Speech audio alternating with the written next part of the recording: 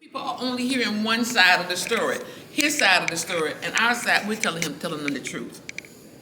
Talk a little bit about, I guess, kind of the flaws that you see in his argument about the tax raises and et cetera. Well, Senator Locke is going to do the tax piece, but let me tell you about the education piece. Yes. First of all, if you look at his proposed or his introduced budget, what did you see in there for higher education? What did you see for public education, for K through 12? What did you see? No, talking about fixing their budget, we were the ones who had to fix the budget. And on the tax issue, his actual introduced budget introduced a tax. And he said that he was not going to sign a budget that increased taxes, when in fact his introduced budget increased the tax. That's correct. But it was an introduced tax on the consumer. We simply fixed what he introduced and said that we were simply not going to allow a budget that only taxed the consumer.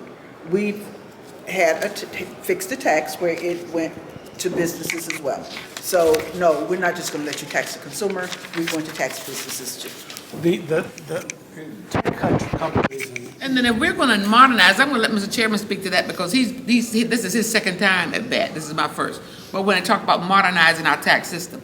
Well, I think what we come to understand, what we have proposed in the budget is good for Virginia families, and it's workable as well. We're able to do things that we believe are going to impact Virginia families through K through 12 education, higher ed, addressing issues of mental health, addressing our transportation issues. You see that our tax increase goes towards supporting Virginia families so that they can go to work on time, get home on time, and spend time with their families. Mm-hmm. Pay for child care, and pay for those things that they need to pay for in order to take care of their families. Mm-hmm. When you're projecting how much revenue a tax increase or a new tax might generate, of course you got a lot of good information, but you don't really know until... Just his talking points while he's still out campaigning. You know that's what he's doing. So he forced us into this position of having to take our message all across the state so that Virginia families would know the truth.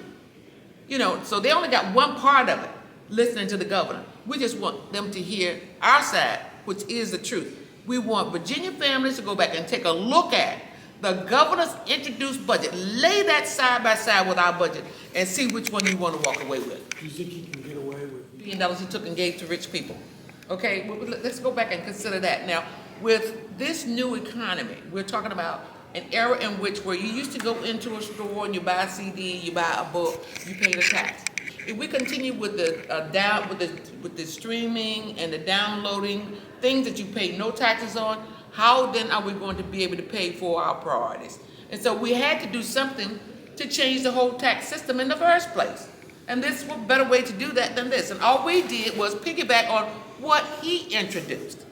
But he only wanted to introduce it on the consumer. And we all know that a sales tax is a regressive tax. That is, if you're making $50,000, you're going to pay that same tax as somebody who's making $20,000. That's right. So why is it that only that consumer has to pay that tax? Why can't a business pay the same tax? Mm-hmm. Just talk a little bit about Reggie, because that's... Is it severable? Is it severable?